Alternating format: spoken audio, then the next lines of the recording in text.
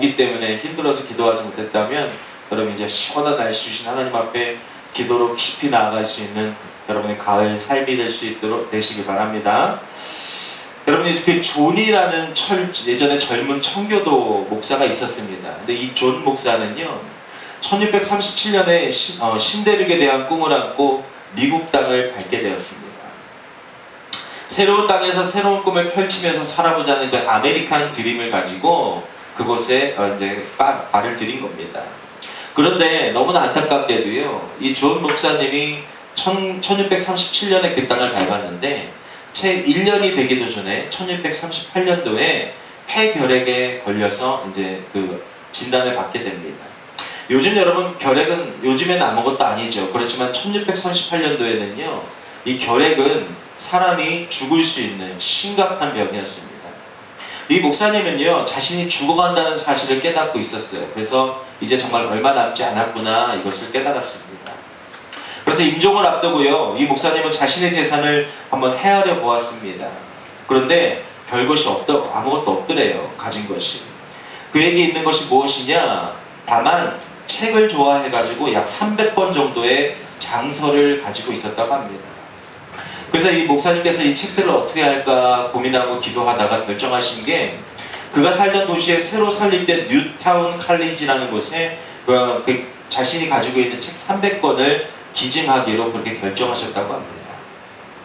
그는 책을 기증하면서 한 장의 기증서를 첨부했는데요. 그것은 일종의 유언이라고도 할 수 있고 그리고 신앙고백서라고 할 수 있는 기도문 같은 성격을 띠고 있는 그런 기증서였습니다. 그 내용은 이렇습니다. 잘 들어보세요. 나는 이 땅의 꿈을 가지고 찾아왔습니다. 좀 더 신학을 공부하고 싶었고 법률과 과학도 공부하고 싶었습니다. 훌륭한 과학자, 훌륭한 법학자, 훌륭한 신학자가 되는 것이 나의 꿈이었습니다. 그러나 주께서 나를 부르신 것 같습니다. 내가 이 땅에서 이루지 못한 꿈을 후학들을 통해서 이루기를 기대합니다. 내가 이 대학에 제공하는 책들을 통해서 훌륭한 신학자, 훌륭한 법학자, 훌륭한 과학자들이 길러져서 이 땅을 풍성하게 하고 인류에 이바지하는 위대한 거인들이 나타나게 될 것을 기대합니다. 라는 편지를 쓰고 그 대학에 책 300권과 함께 기증했다고 합니다.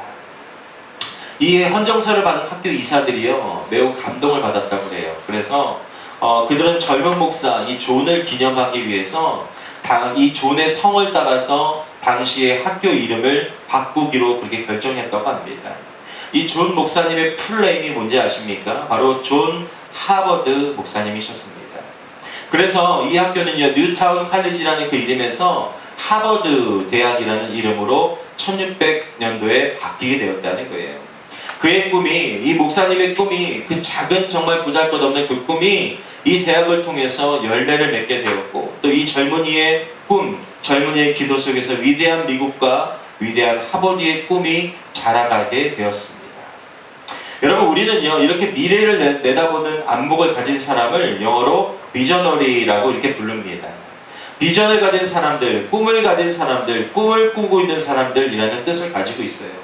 여러분 시대가 고통스럽고 어두울수록 우리에게 이런 꿈을 가진 사람들이 반드시 필요합니다.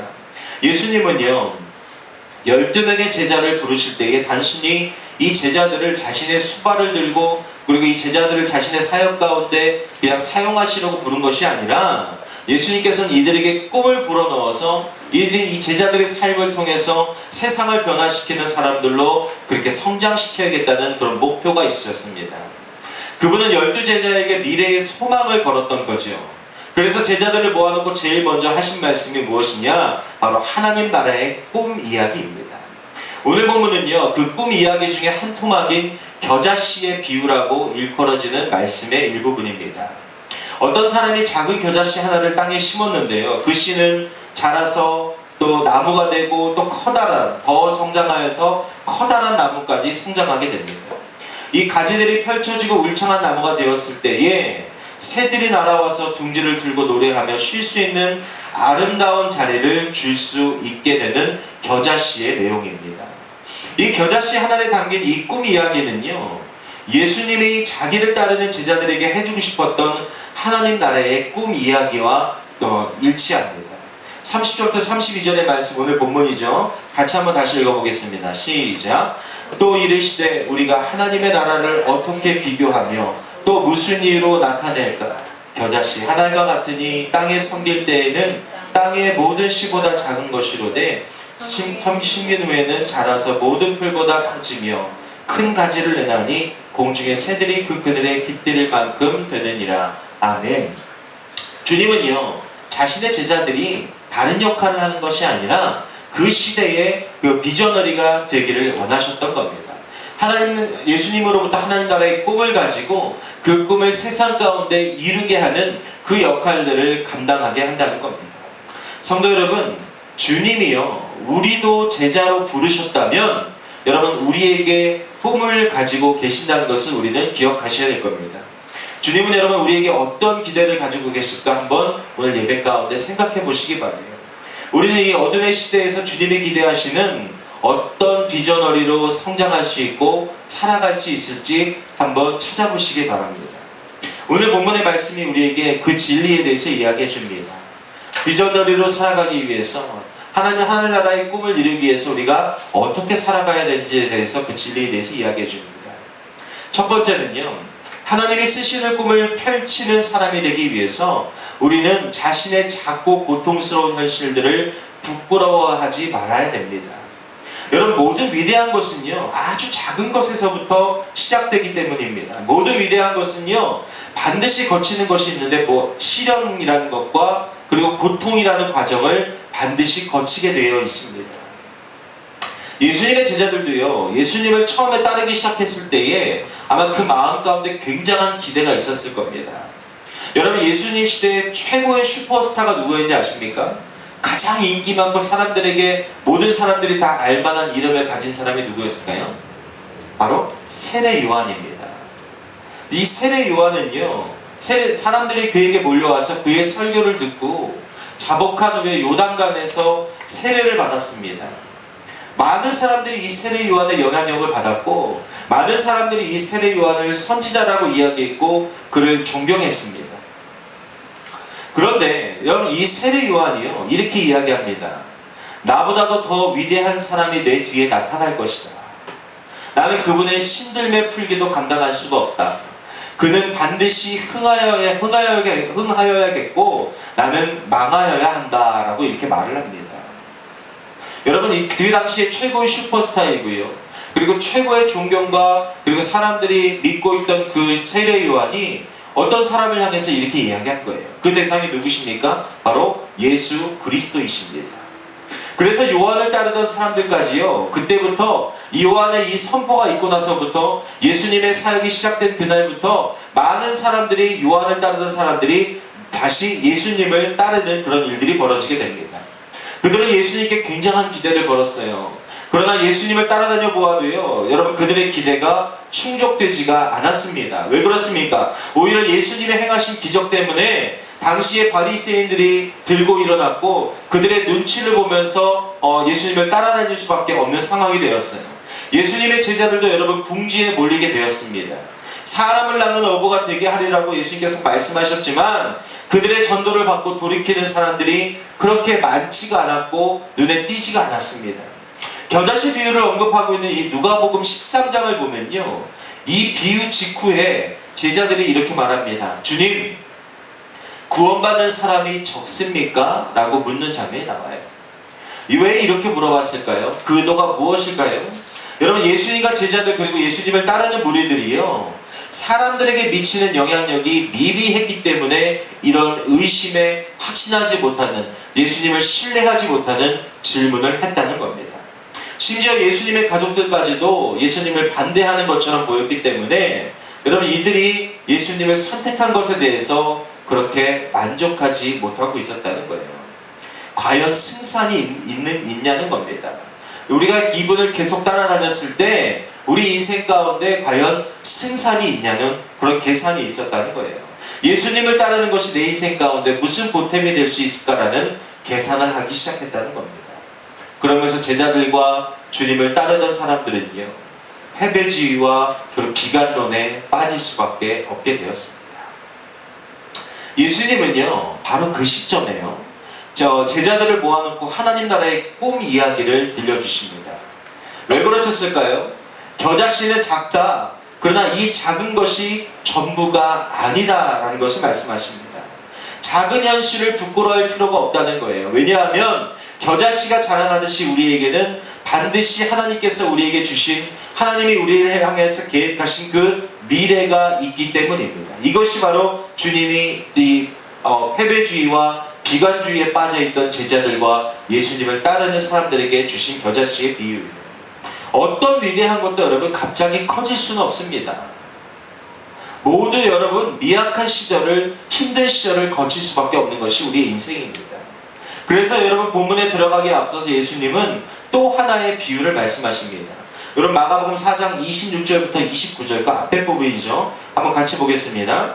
또 이르시되 하나님의 나라는 사람이 씨를 땅에 뿌린 것 같으니 그가 밤낮 자고 깨고 하는 중에 씨가 나서 자라되 어떻게 그리는지를 알지 못하느니라. 땅이 스스로 열매를 맺되 처음에는 싹이요 다음에는 이삭이요 그 다음에는 이삭의 충실한 곡식이라. 열매가 익으면 곧 낫을 내나니 이는 추수 때가 이르렀음이라. 아멘. 열매를 거두기 위해서는 여러분 과정을 거쳐야 된다고 말하고 있습니다. 처음에는 여러분 아주 작은 싹으로 시작되지만 그 다음은 이삭이 되고요. 또 그 다음은 충실한 곡식이 되고 그리고 마침내 열매를 맺을 수 있는 나무가 된다는 것에 대해서 이야기해주고 있어요. 사랑하는 여러분, 주님의 말씀을 마음 깊이 새기시길 바라요. 기억하시고요. 지금의 내 상황과 환경이 열매를 거두기 위한 귀한 과정이라는 것을 여러분 깨닫고 인정하시길 바랍니다. 주님과 함께 아름답고 존귀한 과정의 이 인생이라는 것을 여러분 꼭 기억하시고, 내 인생 가운데 지금 시련이 있고 내 인생 가운데 어려움이 있고 제자들처럼 패배주의와 하는 이런 것들에 빠져있다 할지라도 하나님께서 분명히 나를 향한 계획을 가지고 계시고 나를 겨자씨처럼 가꾸고 계신다는 것, 끝내 반드시 우리의 인생은 하나님의 은혜와 사랑으로 인하여 열매를 맺을 수밖에 없게 된다는 여러분 그 믿음을 소유하시고 여러분 승리하는 삶이 되시길 예수 이름으로 간절히 축복합니다. 그래서 어떠한 상황과 환경이 올지라도 여러분 그 상황을 하나님의 은혜를 붙잡고 나를 일어나게 하시고 나를 세우시는 그 사랑을 붙잡고 다시 한번 일어설 수 있는, 그리고 마침내 승리를 거머쥘 수 있는 저와 여러분의 삶이 되시길 예수 이름으로 간절히 축복합니다. 두 번째로요, 우리가 진정으로 하나님이 쓰시는 비저너리, 꿈의 사람이 되려면 우리 안에 있는 위대한 가능성을 발견하고 볼 수 있어야 됩니다. 여러분, 겨자씨의 비유를 통해서 주님은요, 단순히 작은 것의 그런 중요성만을 가르치시려는 것이 아닙니다. 작은 것의 중요성만을 대표하려 했다면 그 외에도 많은 것이 있어요. 주님의 비유에 쓰일 수 있는 것이 많이 있습니다. 모래알도 작은 것이고요, 그리고 먼지도 작은 것입니다. 그러나 굳이 이 겨자씨의 비유를 선택하신 이유가 여러분 어디 있다고 생각되십니까? 겨자씨와 모래와 먼지, 여러분 이것들의 다른 점이 무엇이 있겠어요? 있다면 바로 생명력이 있다는 것이 결정적인 차이입니다.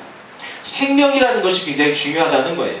겨자씨는요, 여러분 눈에도 띌까 말까 하는 아주 작은 그런 씨이지만 이것이 자라나면요 평균 1.5m까지 자란다고 합니다.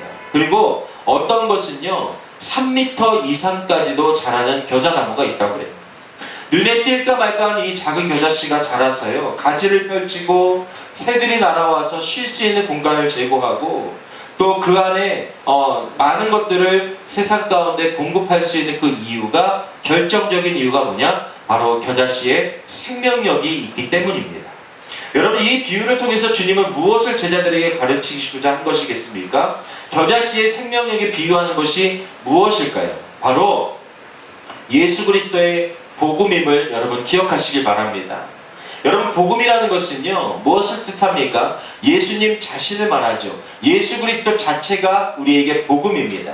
예수님만이 여러분 생명이고 예수님만이 우리의 능력 되십니다. 아마 여러분 우리 가운데 이런 생각하는 분들이 있을 거예요. 이거 교회 나와봤자 내 삶 가운데 무슨 이익이 있겠는가? 이렇게 날씨도 좋은 날, 그리고 이렇게 또 내가 쉴 수 있는 날, 내가 세상 밖으로 나아가서 더 좋은 것들을, 내가 원하는 것들을 누릴 수 있는데 내가 여기까지 와가지고 내 안에 수지받을 일이 뭐가 있을까? 여러분, 이렇게 예수님 당시의 제자들처럼 계산하고 생각하는 분들이 계실 겁니다. 그러나 여러분, 예수님을 과소평가하지 마시기 바랍니다. 골로새서 2장 9절과 10절에 보면요, 이런 말씀이 있습니다. 그 안에는, 즉 예수님 안에는 신성의 모든 충만이 육체로 거하시고 너희도 그 안에서 충만하여졌으니 그는 모든 통치자와 권세의 머리시라. 아멘. 예수님은요, 모든 것이 되신다는 겁니다. 모든 것의 주제이시고 모든 것을 대표하시는 분이에요. 그리고 이 세상의 모든 것을 충만하게 하신다고 말씀하십니다. 예수님은 우리 인생의 꿈과 소망, 그리고 반석이 되어 주신다는 것을 말씀하고 있습니다. 여러분, 결론이 무엇입니까? 예수님 붙들고 있으면 다 된다는 겁니다. 아멘. 예수님 붙들고 있으면 우리 삶 가운데 능치 못할 것이 없다는 겁니다. 우리 옆 사람에게 선포합시다. 예수님 붙들고 있으면 다 됩니다. 아멘. 여러분, 예수 안에 있는 사람은요, 다시 일어날 수 있습니다. 예수 안에 있는 사람은요, 그 꿈을 향해서 다시 한번 일어날 수 있고 나아갈 수 있다는 거예요. 위대한 일은 우리 하나님의 자녀들을 통해서 반드시 일어날 것이고, 우리 하나님의 자녀들을 통해서 하나님께서 위대한 일을 이루실 줄 믿으시기 바랍니다. 예수님께서 여러분 우리와 함께 하시기 때문에, 예수님이 함께 하신다면 우리는 언제든지 다시 일어날 수 있고 회복할 수 있음을 여러분 믿으시기 바라요. 여러분, 이것이 무엇입니까? 바로 복음의 능력입니다. 소망이고 비전입니다. 여러분, 복음이 단지 내가 이 땅 가운데서 예수님 알게 되었고 그분이 십자가에 달려 돌아가셨기 때문에 나는 죽으면 천국 갈 것이다, 여러분, 이것이 복음으로 끝나는 것이 아니에요. 그럴 거면요, 주님이 이 땅에 오셔서 그렇게 고생하시고 십자가에 달려 돌아가시고 다시 부활하시고 승천하시는 것까지 우리에게 주시지 않았을 겁니다. 복음의 능력은 무엇입니까? 세상을 이기신 주님, 사단의 권세를 이기신 주님, 누구를 위하여? 나를 위하여 그 모든 세력을 이기신 주님, 그 능력을 행하심에 그 주님의 능력이 우리 가운데 임하였다는 것을 주신다는, 우리 가운데 임하셨다는 것을 우리에게 보여주신 거예요.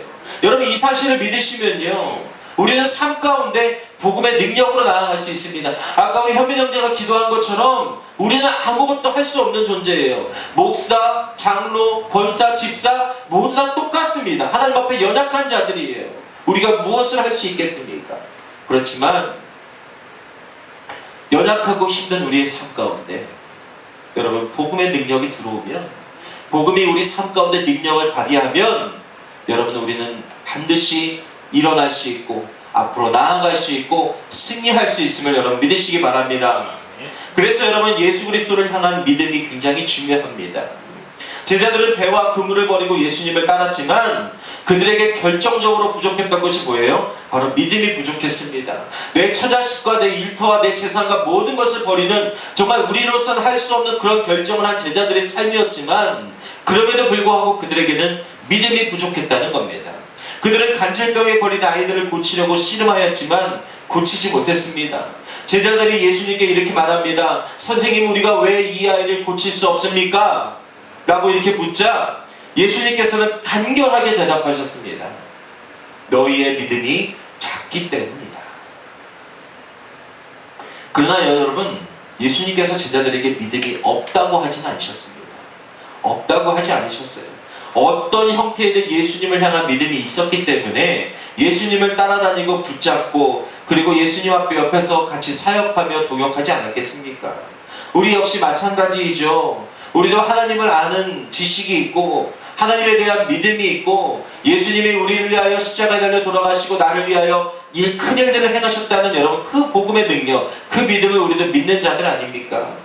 그러나 예수님께서는요, 당시의 제자들과 우리들에게 믿음이 아직 작다라고 말씀하십니다. 그리고 이어서 뭐라고 하십니까? 겨자씨만한, 정말 그 눈에 보이지도 않는, 잘 보이지도 않는 그 겨자씨만한 믿음이 있다면 이 산을 명하여 옮겨라 해도 옮길 수 있을 것이다 라고 말씀하십니다. 문제는 무엇입니까? 주를 향한 믿음이 없는 게 아니라 부족한 것이 우리 삶 가운데 문제라는 겁니다. 우리 신앙의 결정적인 중심에 자리 잡고 있는 것이 하나님을 모르는 것이 아니라, 하나님을 향한 불신이 아니라 우리 안에 그분을 향한 믿음이 부족하다는 겁니다. 저는 사실 이번 주 내내 좀 마음이 많이 괴로웠습니다. 다른 것을 본 것이 아니라 저의 믿음 없음을 너무나 적나라하게 발견했기 때문에 그랬습니다. 제가 얼마나 부족하고 또 준비되지 않은 사람인지, 제가 목회자로서 얼마나 형편없는 사람인지를 보았기 때문에 그렇습니다. 이런 생각도 해봤습니다. 난 목회를 하면 안 되나 보다. 난 목회를 그만둬야겠다. 나 같은 사람이 목회하면 안 된다라는 생각도 들었습니다. 우리 교회보다 더 열악한 상황 가운데에서 정말 쌀이 떨어지는 것을 고민하는 정도의 삶을 살고 있는 그 목회자, 그리고 또 선교하시는 한 목회자를 만나고 나서 그분의 이야기를 듣고 나서 제게 들었던 너무나도 부끄러운 그런 마음이었습니다. 그분 앞에 서니까 저는 목사라고 말을 할 수도 없더라고요. 저는 너무나 부끄러웠어요. 매일 말씀을 준비하면서 성경의 위대한 인물들과 마주칠 때마다도 내 초라한 모습을 발견하지만, 여러분, 과거의 인물이라 그랬는지, 내가 보고 있는 글 속의 인물, 내가 알지 못하는 그런 인물이라서 그랬는지, 얼굴 한 번도 본 적도 없는 사람들이라 그런지 별로 그렇게 충격이 크게 와닿지는 않았습니다. 그런데 이번엔 좀 달랐습니다. 오직 믿음으로 하나님께 순종하면서 목회하는 여러분, 그분 앞에서는요, 제가 어떤 변명이나 핑계를 댈 수가 없었습니다. 그분 앞에서는요, 제가 어떠한 것으로도 빠져나갈 구멍이 없었어요. 그분의 삶과 환경은요, 저보다 훨씬 열악했습니다. 개척교회 목회자는 명함도 못 내밀 정도의 삶을 사시는 분이었어요. 굉장히 어렵습니다. 그러나 그분의 믿음은요, 저의 믿음보다 훨씬 크다는 것을 인정할 수밖에 없었습니다. 그래서 많이 낙심이 되고 또 괴롭기도 했어요. 또 한편으로 우리 함께 가는 교회 성도들이 정말 이런 목사님 만나서 신앙생활을 하면 훨씬 행복하고 지금보다 믿음도 많이 성장할 텐데 라는 그런 마음도 들었습니다. 여러분, 그렇지만 이 괴로운 중에요, 주님께서 저의 마음 가운데 새로운 마음을 또한 주셨어요. 아직 늙지 않았다고 말씀하시더라고요. 그리고 다시 믿음을 가지고 나한테 나아오라고 말씀해 주셨습니다. 그리고 주변의 믿음의 사람들을 통해서 위로하시고 또 격려하시고, 또 지난 부흥회를 통해서요, 내가 다시 한번 하나님의 걸작품이라는 것을, 내가 다시 한번 하나님의 존귀한 자녀라는 것을 다시 한번 깨닫게 해주셨습니다. 정말 부족하지만 여러분, 내 안에 있는 예수님, 그리고 그 생명으로 인해서 자랄 것을 다시 기대하는 마음을 부어주시는, 너무나 무너지는 한 주간이었지만 또다시 주님의, 내가 지금까지 또 알지 못하고 나에게 주시지 못했던 그 마음을 가지고 다시 한번 일어설 수 있는 그런 감사한 한 주간이었습니다. 사랑하는 여러분, 나는 못하지만요, 주님은 하십니다. 우리는 못하지만 주님은 하실 수 있으십니다. 주님으로 말미암아 여러분, 불가능한 것처럼 보이는 그 일들이 여러분, 주님으로 인하여 이루어질 수 있다는 것을 믿으시기 바랍니다. 내 인생은 여러분 불투명하지만 주님은 여전히 이 불투명하고 대책 없고 정말 부족하고 연약한 우리의 인생과 지금도 함께하고 계십니다. 여러분, 주님을 신뢰하시기 바라요. 여러분, 이 믿음만 있다면 우리는 반드시 일어날 수 있습니다. 이 주님을 통해서 여러분, 저와 여러분에게 미래를 보는 눈이 반드시 열려지길 예수 이름으로 간절히 축복합니다. 예수님을 통해서 여러분, 위대한 가능성을 바라보실 수 있는 위대한 미래를 이미 우리가 모태의 태에서부터 정말 이 땅에 오기 전부터 우리를 향한 크신 계획을 가지고 있는 그 하나님의 미래를 볼 수 있는 삶이 되시길 바랍니다. 세 번째로요, 하나님께서 쓰시는 이 비저너리가 되려면 우리의 성장이 이웃에게 축복이 될 거라는 그런 기대가 반드시 있어야 됩니다. 즉, 지금 나는 작지만 성장하고 변화해 나갈 것에 대한 그런 믿음이 있어야 된다는 겁니다. 지금 비록 고통스럽지만 나는 일어설 것이라는 믿음이 있어야 돼요. 그리고 어느 날 그 나의 삶으로 인하여서 그것으로 끝나는 것이 아니라 내 이웃들에게 반드시 축복의 통로가 될 것이라는 그 믿음을 소유해야 된다는 겁니다. 여러분, 고통의 시기를 넘어설 때 이웃들에게 축복을 나누어 줄 수 있는 그런 민족, 그런 가정, 그런 교회가 될 것이라는 그 믿음을 꼭 버리지 마시고 소유하시길 바랍니다. 이런 환상이 우리 가운데 있어야 돼요. 이것이 바로 예수님께서 우리에게 말씀하신 겨자씨의 꿈입니다. 내가 자라나서 울창한 나무가 되고 가지를 펼칠 때에 새들이 날아올 것이다.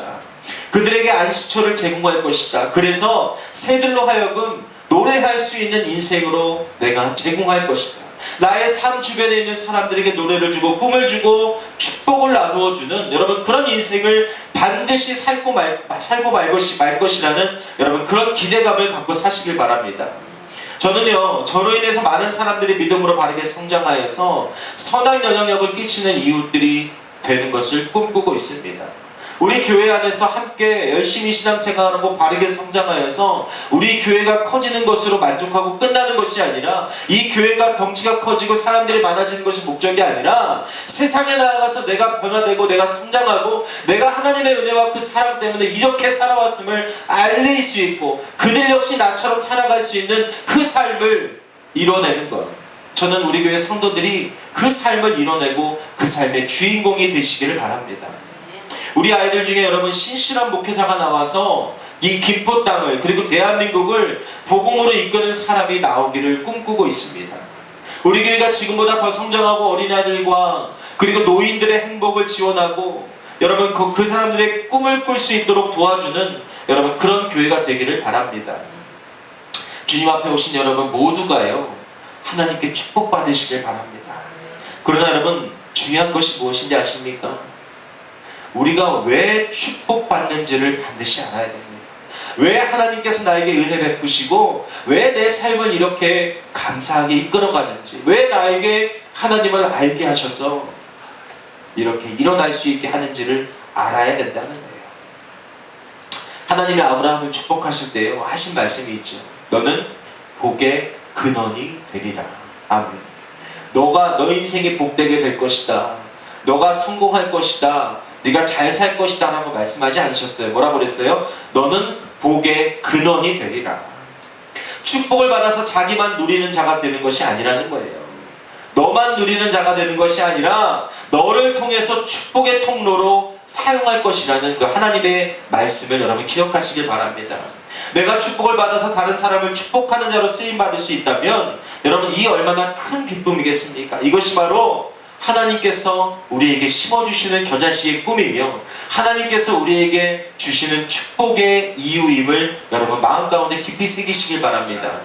사랑하는 성도 여러분, 겨자씨 하나의 꿈 속에서요 우리 민족의 꿈 그리고 우리 교회의 꿈을 볼 수 있기를 바랍니다. 우리 가정의 꿈을 볼 수 있기를 바랍니다. 지금은 여러분 우리가 비록 작은 인생이지만 작지만 예수님으로 인해서 여러분 생명을 가진 우리이기 때문에 여러분 믿음으로 말씀에 반응하면 믿음으로 주님께 더 가까이 가기만 하면 믿음으로 하나님 안에 머물기만 하면 믿음으로 말씀에 순종하기만 하면 우리는 위대한 일 놀라운 일을 이루는 인생이 될 줄을 믿으시기 바랍니다. 꿈이라 생각했던 것을 여러분 반드시 실제로 누리는 저와 여러분의 인생을 하나님께서 이끌어 주실 겁니다. 여러분 그때에 나의 꿈이 이루어졌을 때 내가 하나님 앞에 감사할 수 있을 그때에 오늘 말씀을 기억하시고요. 그것으로 끝나는 건 인생이 아니라 내 축복을 흘려보낼 수 있고 또 다른 사람을 세울 수 있고 살릴 수 있는 저와 여러분의 삶이 되시길 예수 이름으로 간절히 축복합니다. 우리가 이 겨자씨의 꿈을 가지고 살아갈 때 주님이 도우실 것이고 주님이 더 빨리 일어날 수 있도록 우리의 삶을 이끌어 주실 여러분 믿으시기 바랍니다. 우리 시간 기도했으면 좋겠습니다. 주님 주신 복음의 능력으로 나는 보잘것없고 자신없고 연약하지만 앞이 막막하지만 복음의 능력으로 지금의 이 삶이 축복의 과정 축복의 통로가 되게 하심을